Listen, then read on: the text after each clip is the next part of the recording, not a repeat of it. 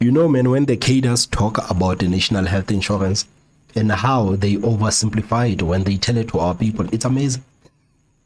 It's amazing. You know, as we speak right now, the cadres are in the townships, the cadres are in informal settlements, the cadres are in the farms. They are lying to the people, man. They are telling the people that, guys, you see right now the ANC is trying to embark on this national health insurance thing.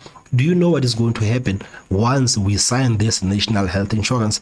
You see right now, we have broken down the public hospitals. You can see that we have broken down the public clinics. But right now, when you're sick for medical attention, you no longer need to go to the public hospital that we broke down. You no longer need to go to the public clinics that we broke down. Now, when you're sick for medical attention, or when someone in your family is sick, you're simply going to take out your card and go to the private hospitals. You're simply going to take out your card and go to the doctor. And African National Congress is going to take care of everything.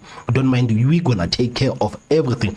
And whoever is trying to talk against the national health insurance actually hates you. People who are criticizing national health insurance, they hate you. They don't want you. They don't want to see you being afforded the same kind of health care they want. These people, are actually racist. These people, are classist. And as a black, poor person in this country, you cannot allow that situation to happen. For some reason, this whole thing sells. For some reason, this whole thing sells. No one actually says, guys, let's wait a minute, man. When is African National Congress actually going to fix the hospitals in the public? When is African National Congress going to fix the public clinics? How can these people, even talk about national health insurance when they cannot even maintain the public hospitals that we currently have? How can these people talk about national health insurance when they cannot even maintain the public clinics that we have? Are these people trying to turn the private hospitals into are they trying to turn the private hospitals into the public hospitals?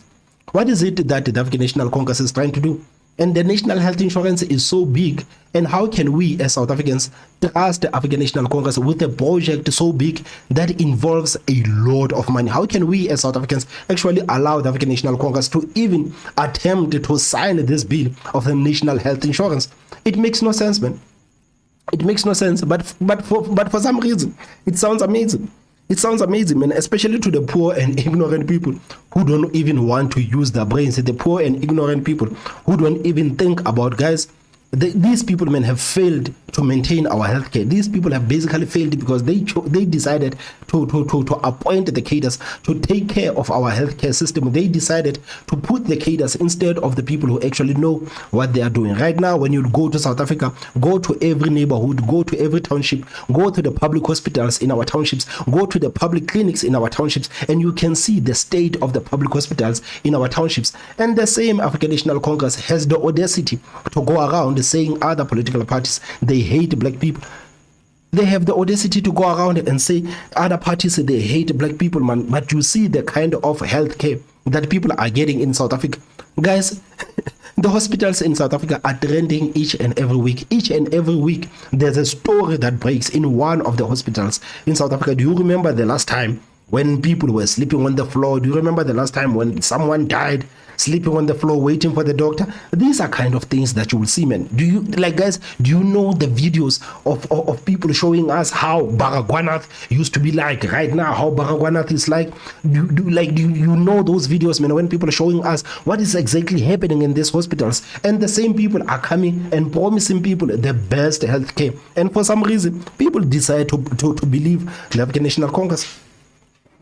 I do not trust the cadres with something so big, and that involves a lot of money. I do not trust the cadres, man. I do not trust the cadres, not because national health insurance is a terrible policy. I think national health insurance is something to be debated. I think it's something that needs to be debated by people who actually know what they are talking about. But you can see even in Britain, man, what it has done. National health insurance, man, you can see what in Britain it has done, man. It is a mess what is happening right there. It is a mess what is happening right there. Britain appoints a new minister almost every week, and that minister has to deal with the national health insurance. And if you cannot deal with the national health insurance, you are out of the way. You are out of the way. So if first world countries like Britain cannot even manage this whole thing of national health insurance? What makes you think that the cadres in South Africa can manage this national health insurance if a first world country like UK cannot? What makes you think the cadres, the ANC cadres, are capable to managing something like a national health insurance? The same people who are capable for the state of our hospitals today. Someone needs to start slapping South Africans, man. We need to slap South Africans and say, guys, you need to wake up. We honestly, guys, you need to wake up. This whole thing, man, it is a recipe for disaster. This whole thing is a recipe for disaster, man. The ANC cadres, they ate the money, guys. They ate the money for COVID-19. You remember the COVID-19? The money for the PPEs? The cadres went out and bought themselves Ferraris and Lamborghinis and Rolls Royces. What do you think the cadres are going to do with the money of national health insurance? Do you think the cadres are going to take that money of national health insurance and actually distribute it the way it's supposed to be distributed? These people, man, people died in South Africa when the cadres stole the money that was supposed to help the people in this country. People died of COVID because the cadres stole the money that was supposed to help the people in the country. So for some reason, for us to trust the cadres with something so big as national health insurance, man, it shows us what type of people we have in South Africa. It shows us what type of people that we have in South Africa, man. Business Unity South Africa says if President Cyril Ramaphosa signs the NHI bill into law, they cannot rule out legal action against it. The president saying he'll sign the NHI bill into law. Big Business and other groups say that in its current status. And you know how Ramaphosa is, man. Ramaphosa wants to sign this NHI thing before the elections. They want to sign this NHI thing before the elections. And I tell you, man, if the ANC actually goes on and sign in this bill before the elections, man, many people are actually going to vote for the ANC. Many people are going to vote for the ANC because for some reason they believe the ANC can deliver on the national health insurance. You know how people are. You know how ignorant people are. They are deciding to look the other way. They are deciding not to look at the state of our hospitals today. They are deciding not to look at the state of our healthcare today and simply believe that the cadres are going to deliver this national health insurance. And this is what Ramaphosa wants, man. Ramaphosa doesn't care. Ramaphosa doesn't care, man. At this point, Ramaphosa will do everything to remain in power. He will do anything. It's unconstitutional.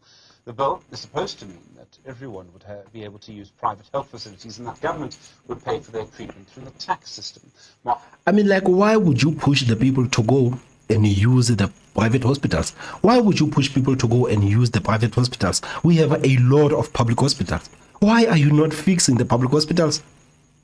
Why is it so hard for you guys to fix the public hospitals? Now you are trying to push people from the public hospitals. You're going to take them and divert them to the private hospitals. Before you know it, the private hospitals are corrupt. Before you know it, the public hospitals have turned into the private hospitals have turned into public hospitals. No one is saying, guys, why don't you do anything about the public hospitals that we currently have? So these people, man, broke down the healthcare system in the country. And their way of fixing it is saying, guys, let's come up with this bill, national health insurance. Let's go out and tell people that, guys, you no longer need to use the hospitals that we broke down. This is what they are telling the people. You no longer need to use the public hospitals that we broke down. This is like right now, if the ANC will be like, guys, we know we destroyed the Transnet, so we have decided to pay a Chinese company trillions and trillions of rands to deliver the services. So we have decided to pay a Chinese company to come with their trains in South Africa, and we are going to give these people billions and billions of rands.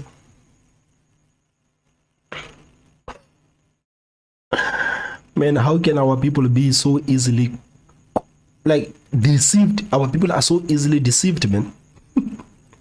Critical thinking, man, it is something that South Africans are lacking. Honestly, it is something that South Africans are lacking. Martin Kingston is the chairperson of Business for South Africa, B4SA. Martin, good afternoon to you. Why are you making these comments about the NHI bill? Are you expecting the president to sign it into law soon, perhaps just before his State of the Nation address? Well, good afternoon, Stephen. We certainly hope he's not going to sign it into law before the State of the Nation address, because our view is that he needs to go through due process. He needs to apply his mind as to the constitutionality of the bill. And as we have consistently said, both in our representations to the National Assembly as well as the National Council of Provinces and many interactions we've had with the National Department of Health, both bilaterally and in broader fora. In our opinion, it's unimplementable, it's impractical, and it's certainly unfinanceable. And as currently designed, it breaches a whole host of constitutional guidelines and indeed constitutional requirements. As I said, both procedurally, that, for example, is not taking any of the submissions that were made in these various fora into account, as well as substantively from a legal perspective, for example, talking about the taxes that will be raised when actually that's the responsibility and the sole exclusive domain of the Minister of Finance through a money bill process. So, I mean, I understand these technical things, and some of them are very, very important, and the law is the law. But I think many people, and you know this is going to be a big election issue, I suspect, Martin, they believe that the NHI is going to make our society fairer. It should mean better treatment for more people. Of course, this is what the African National Congress is telling the people. Of course, this is what they are telling the people, man. I mean, like, for people to fail to hold the African National Congress accountable for something that is there right in front of their eyes, for the ANC to go out and say that, guys, whoever is going to oppose the national health insurance actually hate you. Whoever doesn't want you to go to the private hospitals actually hate you. So why don't people actually go to the root of it? Why should people go to the private hospitals to start with? Why should people go to the private hospitals to start with? People are prompted to go to the private hospitals because the public hospitals are a mess. Today, South Africans, men who are earning a decent salary are taking their children, are taking their family to the private hospitals whenever they seek medical attention. Why? Because the public hospitals are a mess. Why is no one talking about the root cause of people going to the private hospitals? Because I can tell you today, man, if we had a capable government, there would be no need for people to go to the private hospitals. The private hospitals, of course, some people would decide to go to the private hospitals. But if we actually had people who knew what they were doing, if we actually had people who cared about the health of the people of this country, there would be no need for South Africans to go to the private hospitals. There would be no need for the private hospitals to cost as much because they would be competing with the public hospitals. There would be no need. But because today the African National Congress has destroyed the country so much, right now the public hospitals are the private hospitals are so expensive. Everything is so expensive, and people on the other side, they don't even want to go to the public hospitals. When people are choosing to die at home, people will tell you that I would rather die at home instead of going to that hospitals, man. You know how dirty those hospitals are. People are dying. It is stinking. The nurses are stinking, man. Their attitude is stinking. People are choosing to die in their homes instead of dying in the public hospitals. So why is that? Why is that? Why is it that people are even having conversations about private hospitals? The reason why people are having conversations about private hospitals, it is because you guys have done a terrible job in terms of managing the public hospitals. No one is talking about the root cause, man. He's talking about the root cause. And I can hear, man, Mr. Kingston is talking about the due process and everything. Man, Ramaphosa doesn't give a damn about due process. Ramaphosa doesn't give a damn about the constitution, man. Ramaphosa told you that he's going to unite the ANC by all means necessary, even if it means putting South Africa second. He's going to do exactly that. So do you think Ramaphosa cares about the law? You think about Ramaphosa? Do you think Ramaphosa cares about the law? You look into Ramaphosa's presidency. Do you think Ramaphosa cares about the law? Ramaphosa doesn't care about the law. He doesn't care about the law. He's going to do whatever necessary to make the African National Congress popular. If this thing of national health insurance is not going to be popular in the country, he's going to come out and say, we are increasing the social grants. The only thing that you're going to need to do is to vote for us, for you to get this increased social grants. They are going to pull out some card just for African National Congress to be popular in the elections. Well, you're absolutely right, and I have no doubt that it will and should be a big election issue. The issue of universal health care is something that is absolutely critical for the country. We saw, particularly during the pandemic, how broken our healthcare system was, and we need to make sure that we harness all resources, be it in the public or the private sector, in a coordinated way, as we did during the pandemic, as we're doing now with some key strategic interventions to achieve that objective of universal healthcare. However, what we can't do is undermine what is already fragile confidence in the country, both within and from outside, by trying to implement a bill that, as I said, is actually not viable, not practical, and indeed doesn't meet with the constitutional requirements of the country, including broad consultation. And it's not just businesses' input that was ignored; it was everybody's input that was ignored, even the provinces, even the Department of Health. not a single input has been taken into consideration since the bill served in front of the National Assembly first and then the National Council of Provinces. Now, when we think about it objectively, that just cannot be correct. And we would much rather that, as a matter of urgency, we ensure that all of the relevant stakeholders are able to formulate a proposition that achieves the objectives you talked about, that's universal healthcare, particularly for those who are most deprived of it, and make sure that we implement something that holistically withstands scrutiny, which at the moment the current legislation does not. So you say it's unconstitutional. How would a legal process work? You'd have to wait for the president to sign it into law first, and then I suppose you'd go to a high court, or perhaps directly to the Constitutional Court. Well, it doesn't even need to be asked. I mean, I have no doubt that there are many stakeholders who will challenge the constitutionality of it. For that, the president has to sign it into law. We don't know what the effective date will be. We don't know. There's talk about signing certain provisions into law. We don't think that works either. It can't be a piecemeal approach. We need to have a holistic, comprehensive understanding of what is being proposed and indeed what is being implemented and how institutionally it can be implemented. We need to have the right institutional framework. We need to have the right skills and capabilities. I think we're all very well aware, Stephen, of the deficiencies that we have in South Africa with respect to many of the institutions that are already established. We don't want to make the same mistake again. And therefore, the president he's obliged to apply his mind as to whether or not the bill in its current form is constitutional. We would much rather that he sends it back to Parliament for a detailed review, taking into consideration all of the inputs that have been given so that we can have some due process properly observed, not a rubber stamping, accelerating it through, as happened to the National Council of Provinces. We don't think that serves any useful purpose. We don't want it to be held up in the courts.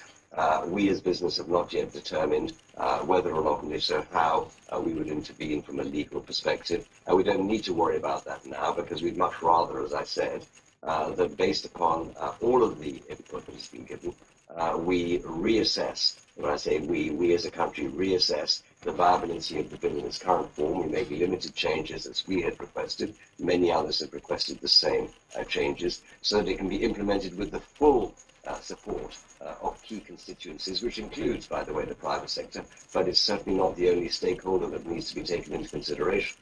So Martin, I hear all of that and will be incredibly cynical for a moment. You're very aware, of course, of the elections that are coming up. If I were an electoral strategist for the ANC, I would want you to do exactly this. Put yourself on the wrong side of what the majority of the country probably wants. Could there be a trap you're about to fall into? No, I don't think so. I mean, I have no doubt that, that's a possible strategy to sign it into law is an option that's available, obviously, to the president once it's applied. I mean, like the president has already said that he wants to sign it into law.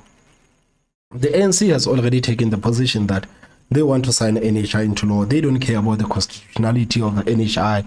They don't care about the consequences of NHI. You remember even the doctors have even threatened to close their shops, man. They say we cannot trust the cadres with something so big. We cannot trust the cadres with something so complex. These people cannot even maintain the public health care. These people cannot even maintain what they have at the moment. And for them to think that they can manage a national health insurance, we are not going to stand for that. Doctors are threatening to leave South Africa. We know right now many people are actually leaving South Africa, so the skilled people are already leaving South Africa. So this whole thing of national health insurance, it is actually going to bring South Africans some more problems than solutions. I know it sounds nice to some people, but when you actually think about the consequences of this thing, and when you think about the pushback that this whole thing that is getting, and the fact that the people who are trying to preside over it are the cadres, you can see that this thing is going to bring nothing but trouble. It's going to bring nothing but trouble. And for the ANC to go around and say that they can succeed with the national health insurance, man, what has the ANC succeeded in? You look at the state-owned entities, you look at all state-owned entities we have today. What is one state-owned entity you can say, okay, this one is successful, this one is operational, this one is successful? How many? So African National Congress, the same ANC that has broken down all the state-owned entities, want to come out and say that they can provide national health insurance to the people of this country. Okay. Right. His mind. He can already say that it's been passed by Parliament. The truth is that under the existing legislation, there's a phased process of implementation It's not as though anything will be implemented in the coming 1 or 2 years. This takes a very long time. And you know, this whole talk of it has been passed by the parliament. It has been passed by the parliament. I mean, the African National Congress always uses their majority. And when they come out and say it has been passed by the parliament, they make it look like political parties came together with the African National Congress and said, this bill is right. They make it look like everyone was there agreeing with them. But when you really follow the stories, man, you would find that the African National Congress is probably the only party, or only the ANC and the EFF are the only parties that actually voted for the national health insurance. That is what you can actually find when you listen to these things, that yeah, it was passed by the parliament. You know, the parliament did this. When the ANC says the parliament, they are talking about themselves.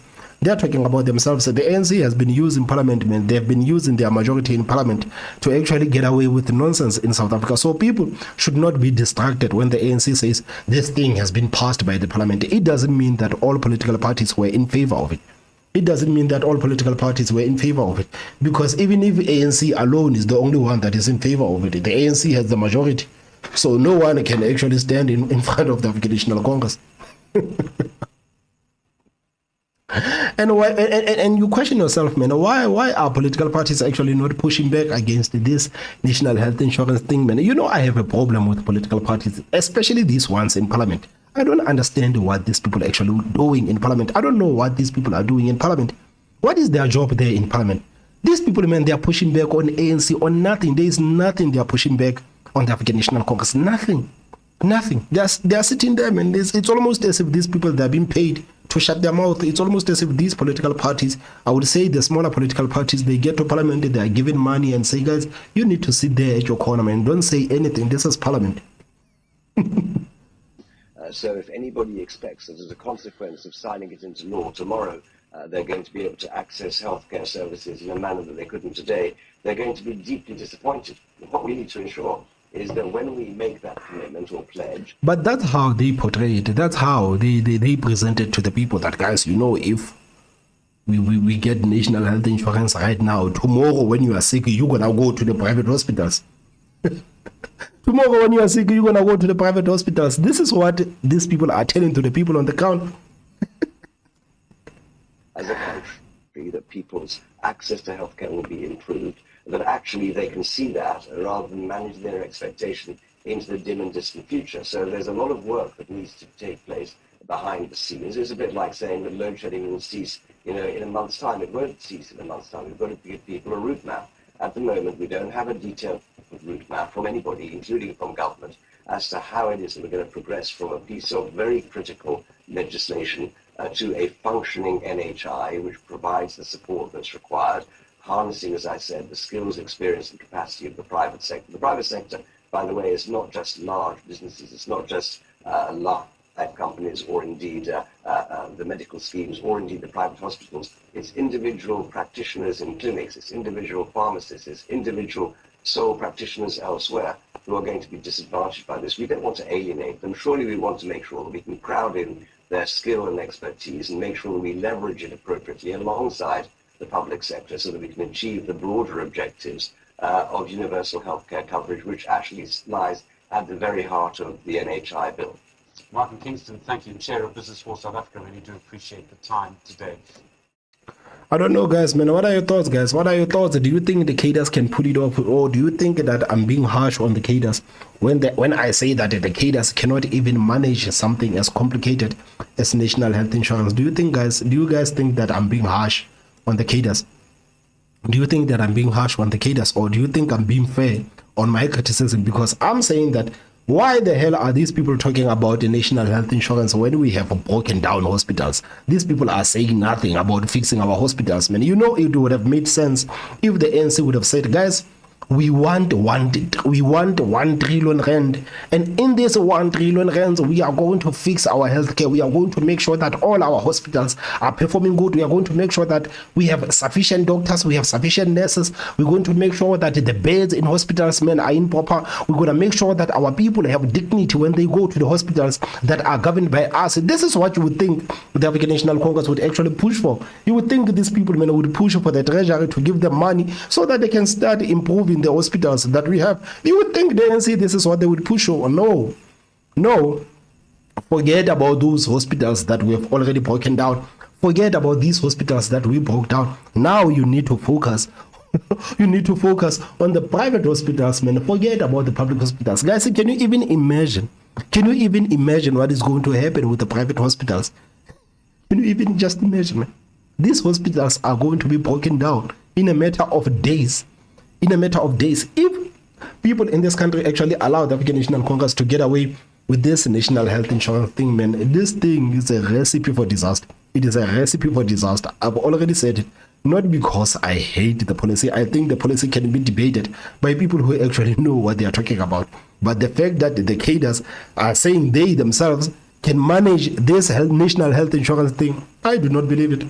I do not believe it. Guys, do you believe that the African National Congress can actually manage national health insurance? Please tell me what you think in the comment section.